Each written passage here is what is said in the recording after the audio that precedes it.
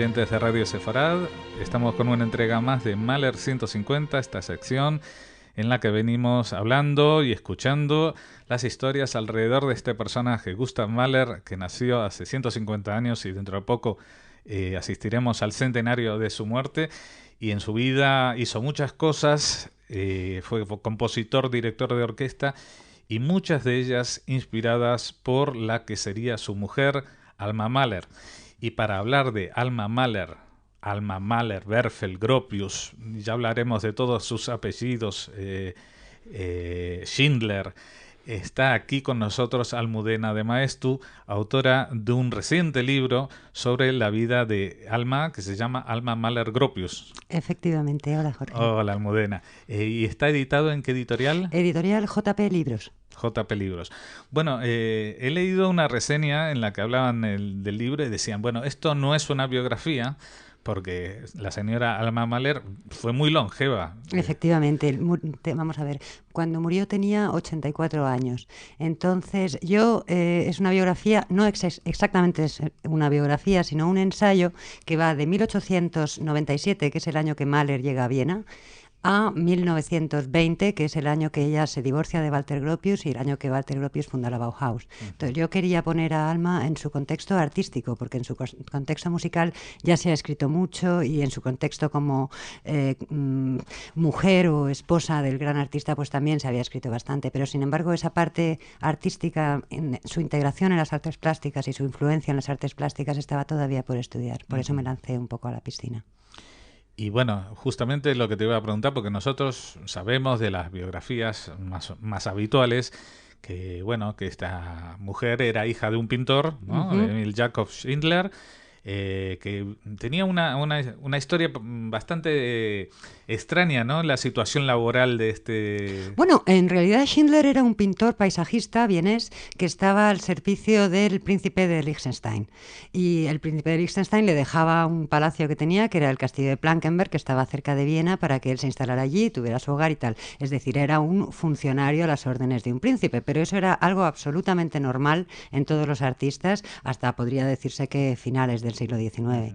Pero digamos que ella vivió en un sitio como si fuera un castillo, como si viviera en una corte, siendo un empleado, digamos, absolutamente, de baja categoría, claro, relativamente, ¿no? Claro, o sea, Schindler se podría decir que no cobraba, pero sin embargo el hecho de vivir en aquel palacio con todas sus antigüedades, con su biblioteca, con su jardín y poder disponer de sus clientes y vivir como un pachá o como un rey, pues le compensaba la falta de dinero metálico, ¿no? Era un alumno de Makart, era un pintor paisajista post-impresionista bastante bueno, murió y cuando Alma tenía 13 años, entonces su mujer, la viuda de Schindler, se casó con el alumno de Schindler, que eso es algo también muy común entre los pintores y entre los artistas, casarse con la viuda del maestro y hacerse cargo del taller, y eso fue lo que hizo Moll. En aquel momento, claro, perdieron el chollo, podría decirse así, de seguir viviendo en el castillo porque Schindler se había muerto y entonces ya se trasladaron a Viena y pocos años después, en el año 1897, Schindler, Klimt y otros cuantos artistas más fundaron la Secesión, que cambió definitivamente lo que eran las artes plásticas y las decorativas. Claro, porque la Secesión, digamos, a diferencia de... nosotros estamos acostumbrados cuando se hablan de escuelas, de vanguardias, especialmente de principios del siglo XX, pues que sea el estilo, el dadaísmo, el cubismo, el surrealismo, pero en realidad la Secesión era simplemente una llave para dejar salir a la gente, ¿no? O sea, no era un estilo. Bueno, también fue un estilo y además de hecho se puso de moda, pero la palabra secesión en su significado de rompimiento de algo establecido, en realidad se había creado ya en Francia con el Salón de Refuses, que eran los pintores que querían escindirse de alguna manera de la academia y de los gustos académicos. La secesión como palabra en alemán en realidad se creó en Múnich y se iba expandiendo por la mayoría de las ciudades del Imperio Austrohúngaro. Y sí que existió como secesión, pero tardó un poquito en implantarse como estilo. Esta parte es un poco previa todavía, estamos hablando de 1897, al nacimiento de las vanguardias, por así decirlo. O sea, la explosión absoluta de las vanguardias, del expresionismo, el dadaísmo, el cubismo, el constructivismo, el orfismo, todos estos ismos que duran hasta la Segunda Guerra Mundial, más o menos, el inicio. Bueno, como tú señalabas, el padrastro de de Alma, pues también era amigo de esta gente. Era también pintor, Era también pintor. Era el mejor amigo de Gustav Klimt. Y bueno, y Gustav Klimt se quería ser mejor amigo de su hija. Bueno, Gustav Klimt se quería hacer el mejor amigo de toda mujer que llevara faldas y que estuviera más o menos a tiro. Entonces, en ese sentido, pues los padres, Moll, el padrastro de Alma, y la madre de Alma, Anna Bergen, pues no estaban muy de acuerdo en que el mejor amigo del padrastro, pues digamos que consiguiera seducir a su hija. Pero su hija estaba enamoradísima de Klimt, y Klimt fue el artista que le dio su primer beso, y tardó solamente por un beso. Tardó 3 años en olvidarle. Bueno. Y aunque nunca le olvidó del todo, ¿eh? Sí, no, porque vamos a ver, eso fue también el inicio. Yo sé que queremos hablar de arte, No, pero dime en el caso de Alma es increíble, o sea, cuando uno revisa cualquier biografía de ella y ve con quiénes estuvo casado y todos los que le pretendieron, y la situación en que estaban los que le pretendieron, ¿no? Porque yo he visto por ahí uno que no me había enterado, uno de los últimos que era, no sé si iba para cardenal y casi lo deja todo. Sí, Hollensteiner, creo que sí, se sí, llamaba, vamos, que la gente perdía la cabeza. Yo he visto fotos de ella, me imagino que para los estándares de la época sería una mujer bastante guapa, pero no me parece que fuera eso lo que les atraía. ¿Qué es lo que tenía Alma que volvía locos a todos? Hombre, era una mujer muy inteligente, y eso ya llama bastante la atención, no por el hecho de que sea una mujer, sino porque hay bastantes pocas personas inteligentes en el planeta. Era una mujer muy inteligente, sabía tratar a los hombres estupendamente, sabía cómo tratar a los hombres y sobre todo cómo tratar a los artistas, porque ella venía de una familia de artistas y había crecido entre artistas. Entonces, en ese sentido tal. Y luego siempre tuvo el aura de ser la viuda de Mahler. Con lo cual, y eso es una cosa que ella explotó mucho. Y ella fue Alma Mahler, aun casada con Berfel fue Alma Mahler, casada con Gropius fue Alma Mahler, y jamás renunció al apellido Mahler, porque ella estaba... Eso sí que es absolutamente cierto, era completamente consciente del genio de su marido. Sabía que su marido era una persona fuera de serie y que nunca más sería muy difícil que se produjeran las circunstancias para que naciera una persona como él. Pero antes de llegar a Mahler, que vamos a hablar por supuesto de él, porque para eso tenemos la sección con su nombre, ella tenía aptitudes también en el terreno de la música y fue a estudiar con Alexander von Zemlinsky, que también era un judío. Digo también porque luego estaría Mahler, estaría Schoenberg, estaría Berfel, Schoenberg, bueno, Bruno Walter, un montón. Mucha gente, y Zemlinsky, que ya era un señor mayor, profesor, no era muy mayor entonces. Era jovencito todavía. Bueno, es otro que cae seducido. A este sí que le sedujo, no del todo también, porque ella se empeñó en llegar virgen al matrimonio, cosa que tampoco consiguió, y de hecho se casó embarazada, pero sí que se puede decir que era su novio formal de la época. Era su ¿no? novio formal. Pero hasta que llegó y conoció a un señor que era bastante mayor que ella, aunque tú me dirás, no, para los cánones de la época todo era normal, vale, pero Gustav Mahler, cuando la conoce a ella, ya era un personaje conocido. Era el director de la Hofoper, no podría ser más. O sea, era Dios musicalmente hablando. Después del emperador venía él, ¿no? Eso es. Él era el director de la ópera de Viena, era un señor cuarentón o treintilargos. Cuarentón, y ella era 20 años. Una niña, o sea, tenía 19, 20 años menos que él. ¿Cómo fue ese encuentro y cuáles fueron la situación en que se produjo, más o menos? Bueno, Alma era fan, en realidad. Ella adoraba a Mahler porque Mahler era famosísimo en la Viena de aquella época. Los taxistas gritaban su nombre y la gente en los restaurantes, cuando Mahler entraba, la gente paraba las conversaciones, se dejaba de hablar, estaba en todos los periódicos. Ya cuando Alma se casa con Mahler, me gustaría insistir en esto, Mahler es el director de la Ópera Imperial, que es el máximo cargo al que se podría optar en el imperio. Entonces ella era una fan y había conseguido ya alguna vez que le dieran una postal, algún autógrafo, alguna cosa, y nada, y se conocieron gracias a Berta Zuckerkandl, que era una de las mujeres que tenía un salón importante en Viena, que era la cuñada de Clemenceau, que era el político francés. Entonces Berta Zuckerkandl, que estaba preocupadilla por el futuro de Alma porque todavía tenía ya 20 años y ya empezaba a dudar con quién se iba a casar, consiguió presentarle a Mahler en una cena y ella fue acoso y derribo, vamos.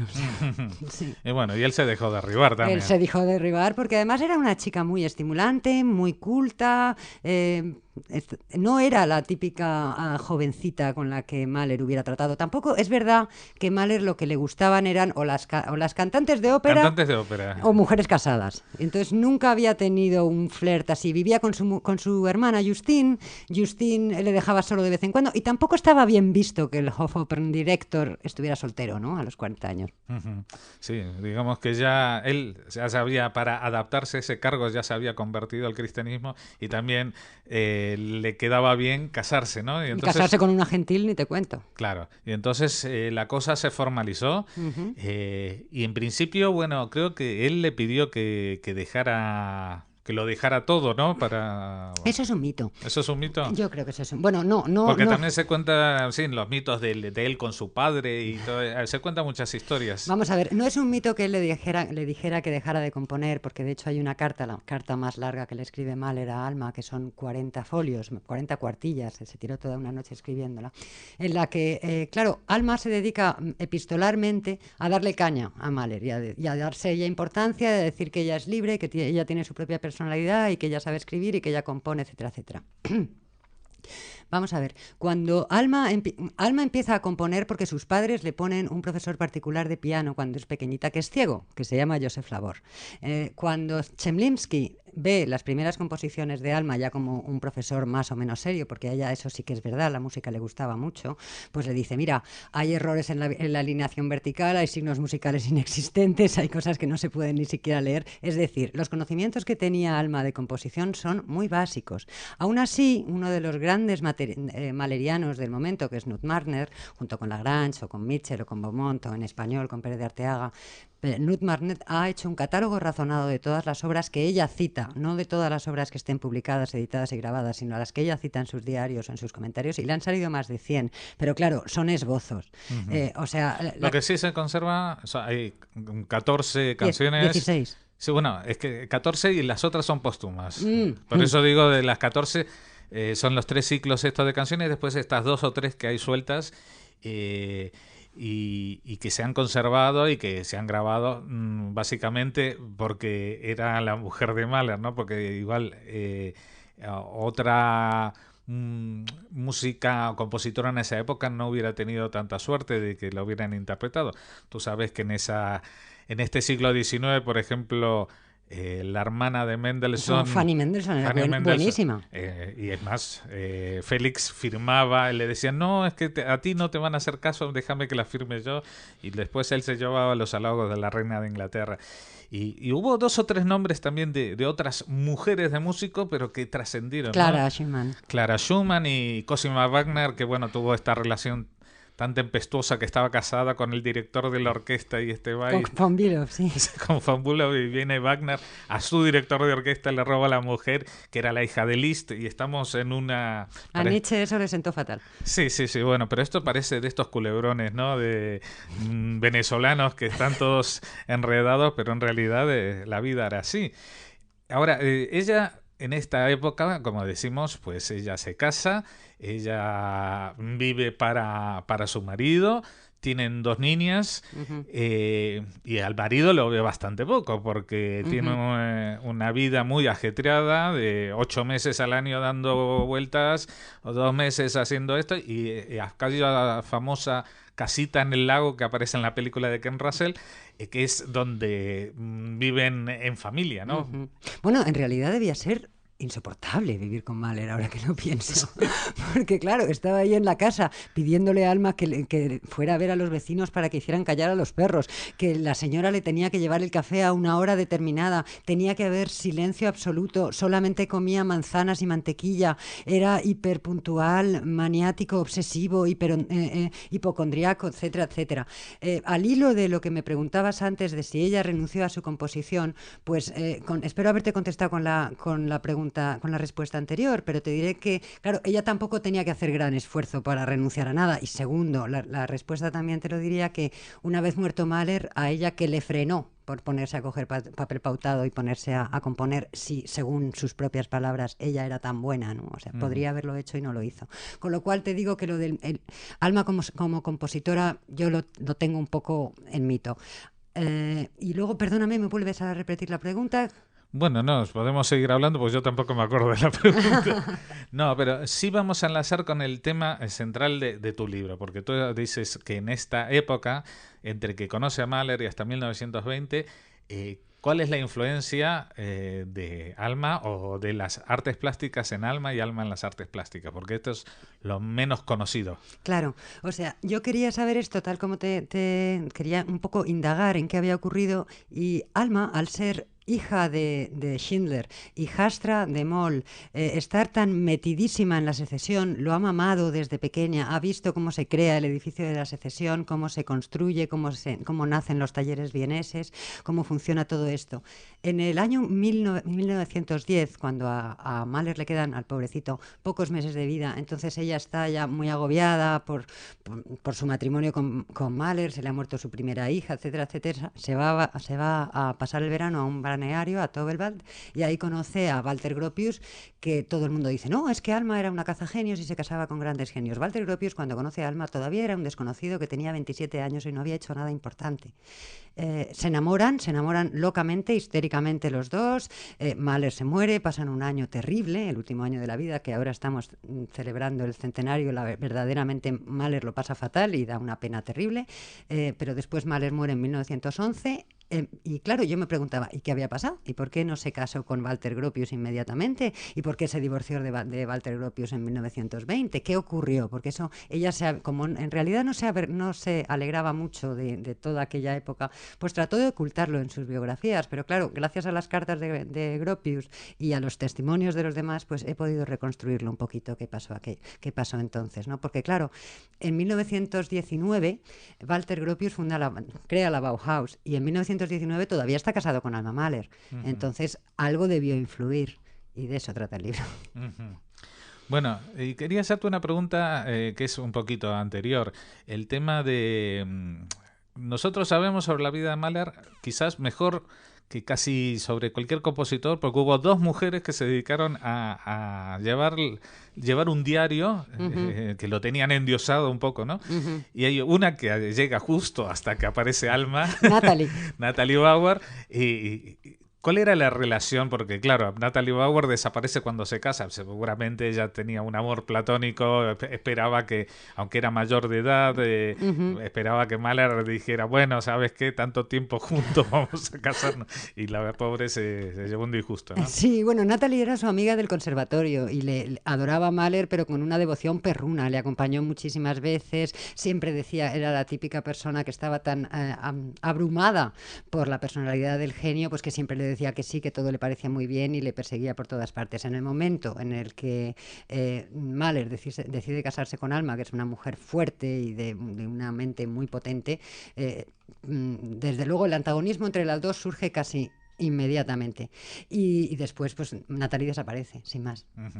Y después hay otro incidente más antes de dejar a Mahler de lado y seguir con el resto, por lo menos resumido, de la vida de Alma, que es el incidente con Fritzner, se llamaba Fritzner, el compositor. Sí, sí. El compositor nazi. El que le manda la carta. No fue Fritzner, fue Gropius. O sea, Gropius es el que le manda la carta. En aquel año terrible en el que Mahler se está muriendo, y lo que es todavía más terrible, él sabe que se está muriendo, ya cuando Alma y Gropius están... Además es que es curioso, porque Alma en una carta, cuando empieza a flirtear con Gropius, le envía a Mahler una carta preguntándole que si él creía en el amor platónico, como diciendo, sácame de aquí, ¿qué hago? ¿No? Porque ya veía que este hombre le gustaba mucho y que se estaba enamorando de él. Y Mahler dice, todo amor se basa en el eros y en la procreación. Y entonces los dos dicen, mira, pues venga, anchas Castilla y allá vamos. Ese es el problema de Mahler, de tener amistades como Sigmund Freud que le...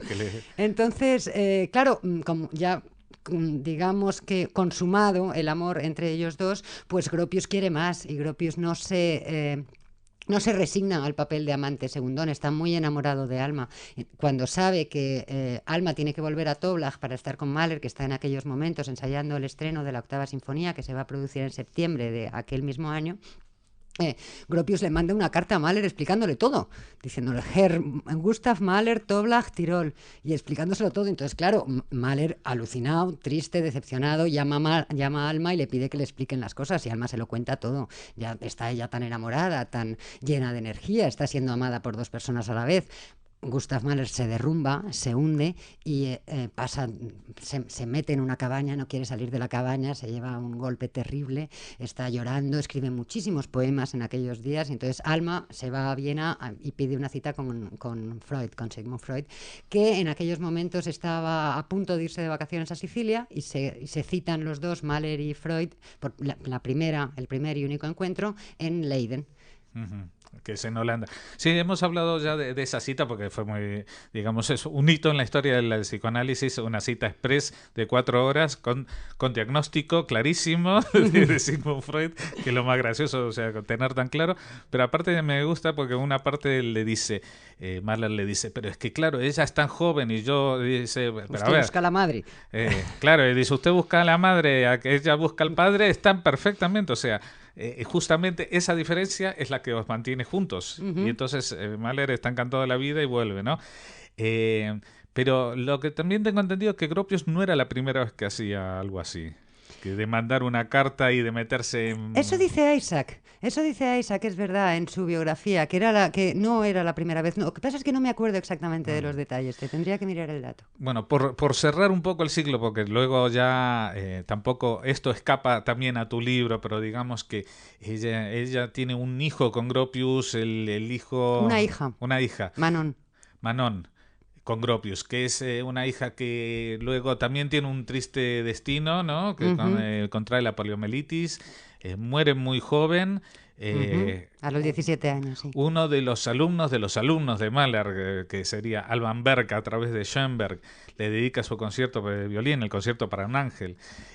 O sea que la estela de Mahler, de Alma Mahler, todavía se va transmitiendo varias generaciones más, y también hablaremos aquí de lo que pasó con su sobrina Alma Rosé.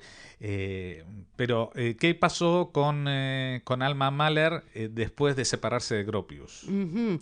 Bueno, ¿qué pasó con Alma Mahler después de separarse de Gropius y antes? Porque claro, en 1912 ella se enamora de Kokoschka. Kokoschka, sí, del expresionismo. Del expresionista, sí. Lo que pasa pero es que también era de la secesión, ¿no? Él había estado ligado era más de Der Sturm, más que de la secesión, aunque fuera más austrohúngaro, pero luego se tiró más hacia Berlín. Lo que pasa es que sí, empezó en Austria, desde luego. Conoce a Alma en 1912, o sea, un año después de la muerte de Mahler, y tienen un romance de 3 años. Mientras tanto, Gropius, al que todo le había venido un poco grande y todo aquello, pues trata de esconderse, tal. Pero en 1914 estalla la Primera Guerra Mundial, y Alma se da cuenta de que la pasión que está viviendo con Kokoschka no le lleva a ninguna parte. También ha tenido un aborto con Kokoschka, están todo el día peleándose, tienen una relación muy, muy difícil, ¿no? Y claro, ya una vez con la Primera Guerra Mundial, al que Gropius ha sido llamado a filas, pues Alma lo que busca es seguridad, casarse con una persona de una familia gentil, tranquila, y claro, pilla a Gropius volviendo del frente y la Primera Guerra Mundial, que fue un auténtico horror. Entonces Gropius se casa y están casados hasta 1919. Pero claro, en 1917, porque la guerra sigue durando, con Gropius en el frente, Alma ya conoce a Franz Werfel.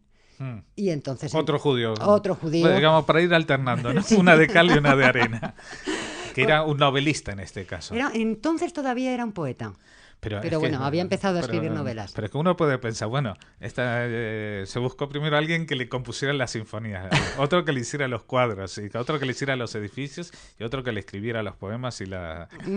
Sí, le gustaban los genios, está claro, y los artistas, pero es que es lo que había mamado. Y lo sabía detectar muy jóvenes, o cuando estaban todavía incipientes. ¿Sabes una cosa muy interesante de Alma que me has preguntado antes? La primera pregunta era, ¿qué tenía? Pues mira, tenía muy buen gusto, que es algo muy difícil de encontrar también. Pues yo creo que esto es el resumen de lo que estábamos buscando, y porque tampoco vamos a hacer un programa dedicado entero a la vida de Alma, porque su vida siguió después de con Berfel, escapó de Europa, llegó a Estados Unidos, siguió viviendo muchos años, hasta los años 60, ¿no? 64. Hasta el año 64. Pues es una vida muy larga que ha sido en parte recogida en el cine. Yo creo que hay una película, La novia del viento, que se llama. Luego hay alguna obra de teatro de Joshua Sobol que se llama Alma, que también está rodando por el mundo, siempre sobre épocas determinadas de su vida, pero sin duda es un personaje de estos que van a quedar, yo creo, como parte de la mitología del siglo XIX-XX, ¿no? La gran amante del siglo XX, sin duda. La gran amante del siglo XX y la mujer de uno de los grandes músicos del siglo XIX-XX, como fue Gustav Mahler. Les recomendamos Almudena de Maeztu, el libro Alma Mahler Gropius, en la editorial JP. JP Libros. JP Libros. No se lo pierdan porque están ahora en todas las librerías. Sabemos que nos escuchan desde otros países. En Sudamérica seguramente también lo podrán encontrar. Si no, ya saben que hoy en día con internet no hay ningún problema. ¿Tú sabes la dirección de la página web de...? No, pero si se busca Alma Mahler Gropius, Almudena de Maeztu en Google, aparece inmediatamente. Sí. Bueno, solamente por añadir algo, los de España seguramente este apellido de Maeztu les sonará algo, ¿no? Pues Ramiro de Maeztu, Gustavo de Maeztu, también en tu familia han habido un poco de esta salsa de Alma, ¿no? Sí, bueno, yo soy nieta de Ramiro, que era político y escritor, y periodista sobre todo, y por lo tanto sobrina de María, que era pedagoga y filósofa, alumna de Ortega, y sobrina de Gustavo, que era pintor también, de la Escuela Vasca. Y bueno, y por si faltara completar, no es verdad, es en el grupo este de baloncesto... El Estudiantes. El Estudiantes. Claro, el Estudiantes es el equipo del Ramiro de Maeztu. Del Ramiro de Maeztu, o sea que, vamos, que tienes todas las disciplinas. AUPA Estudiantes, a ver si ganamos algo. Venga, muchas gracias, señores, por haber estado con nosotros. Nos volvemos a encontrar la semana que viene. Seguramente escucharemos la semana que viene música compuesta, estas 14 canciones compuestas por Alma Mahler. Muchas gracias, Almudena, por haber estado. Gracias a ti.